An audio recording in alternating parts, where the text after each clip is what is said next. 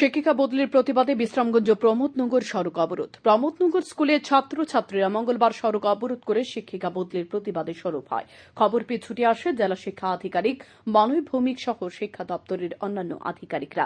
তারা ছাত্রছাত্রীদের সঙ্গে কথা বলেন এবং শিক্ষক বদলি না করার প্রতিশ্রুতি দিলে অবরোধ প্রত্যাহার করা হয়। ছাত্রছাত্রীদের বক্তব্য, স্কুলের শিক্ষক স্বল্পতা, এ অবস্থায় ইংরেজি বিষয়ে শিক্ষিকা বদলির ঘটনা তারা মেনে নিতে পারছে না।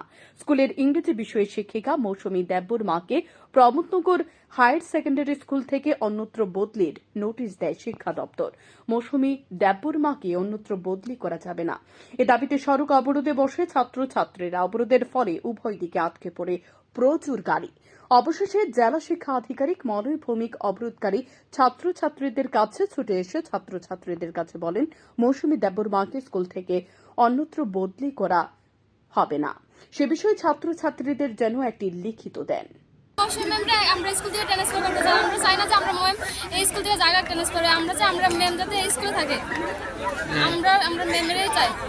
এটা কোন জায়গা? আমরা স্কুলে টিচার কম। এখান থেকে নেওয়া হয়েছে, তার সাবস্টিটিউটও একজন দেওয়া হয়েছে।